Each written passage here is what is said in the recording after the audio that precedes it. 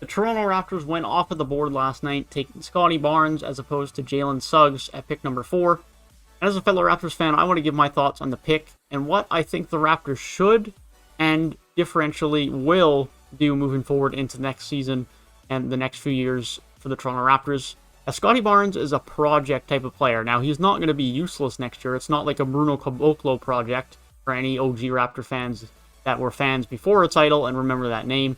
This is he's still going to be good next year. He's going to be elite on the defensive end, but his offense is a bit of a work in progress, specifically his shooting. The Raptors organization and team development and player development staff seem to think they can improve that with him, and full confidence I will give to them because our player development staff is as good as it gets in the league. And so, with that being said, I'm going to talk about a little bit more about the Scottie Barnes pick, what I think Toronto should do, and what I think they will do.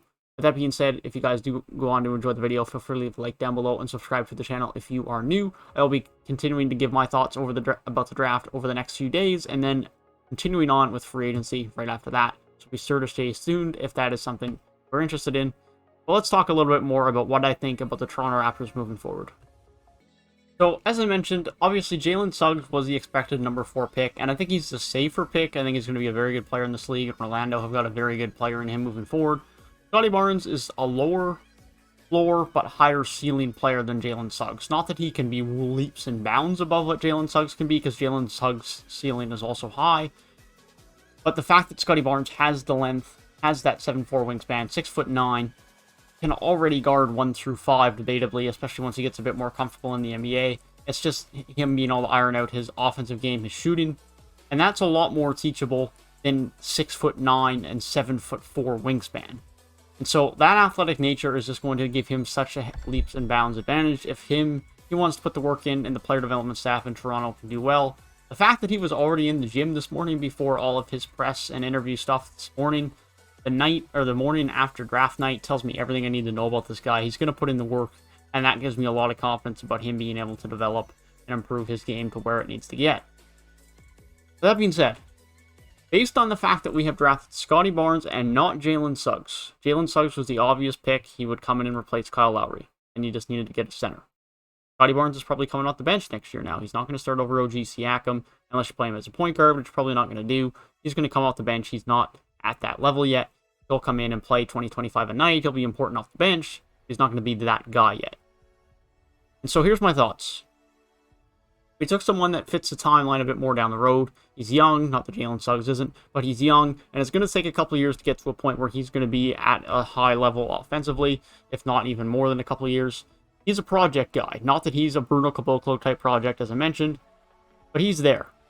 He's going to take a bit of time. He's going to take some time to improve on the offensive end. His timeline is a bit further down the road. He's not the best pick by any stretch to help this team win next season that they could have gotten at number 4. Now, Scottie Barnes has a very high ceiling. I think he's going to be a very good player, but he's going to take some time. And that's why, personally, if I'm Toronto, I would look to see what can I get for Pascal Siakam? What can I get for OG Anunoby? If you can get back some of the guys that Golden State drafted last night, Wiggins and Wiseman, Pascal Siakam, I'd be interested in that. Wiseman's your center of the future. Wiggins, probably keep until salary runs out. You got a couple of extra young players that Golden State drafted last night, whether that's Moses Moody or Kuminga or both. You have some nice pieces there alongside Scottie Barnes, Malachi Flynn, Gary Trent, OG Anunoby. You have a lot of good players, 23, 24 and under, and younger, especially with Scottie Barnes, Moody, and Kuminga, that you have some nice pieces to build around that fit the same type of timeline. Now, what I think is more likely is that I think Toronto will retain everyone. I don't think they're going to trade away Siakam or Fred VanVleet this summer. I think they're looking for a point guard. It rumors to be Dinwiddie and Lonzo Ball. And I think they're going to be looking at acquiring a center, whether that is a trade for Miles Turner or more likely a free agency option, which is looking likely to be Rashawn Holmes, which I don't really want because it's probably going to be an overpay, but I've already talked about that. Or possibly Nerlens Noel as well. Or if they just bring back Keem Birch, that is an option as well. So that's probably going to be the move. Then you have Malachi, Gary Trent, Scottie Barnes, and Chris Boucher, and whoever your backup center is, whether that is Keem Birch, whether that is Gillespie, whoever they roll with off of the bench. And at that point, this is a pretty good team. It's not a contending team for a title by any stretch, but it's a solid playoff team, in my opinion. I think it's definitely a playoff team. I think the defense is still going to be very good. Offense is definitely going to be the biggest concern, but still a good team. I would love to see us go young, retool, change the timeline a little bit, but I think they're still going to stay in win now mode. There's going to be a playoff team again next year. But there's some nice transitional pieces for when Siakam, for when Freddie, or when, yes, I'm going to say Chris Boucher start to get worse or leave, because Boucher's not as young as people think. Those guys are all late 20s. And they have some nice pieces to transition with. Gary Trent, Scottie Barnes, OG Anunoby, Malachi Flynn, whoever else they get in the next couple of years. They have some nice transitional pieces that they can still be a competitive team, plus on top of whatever else they can add moving forward. And so it's not the direction I don't think many of us Toronto Raptors fans wanted them or hoped for them to go, but I trust Masai Ujiri, I trust the player development, and I think Scottie Barnes has the potential to be an elite player in this league if he wants to put in the work, and it already looks like day one after the draft that he's going to be willing to put in that work. And that shows leaps and bounds to what he can be as an NBA player. Because his athleticism and his freakish athleticism and build is going to let the sky be the limit for him. And I think he's going to seize that opportunity very well. That is my thoughts on the Toronto Raptors after the draft, after the acquisition of Scottie Barnes. I am not going to talk about our second round picks, not because I don't care of them, but simply because I am not a draft guru.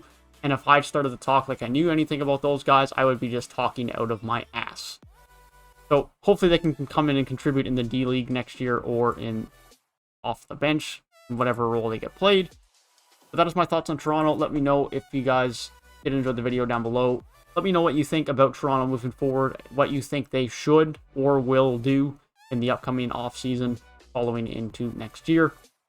Yeah, I will be continuing all of my draft content over the next couple of days, all the trades that have occurred, and all of the draft picks that I then want to talk about in regards to of intrigue to a team or some more moves that could follow.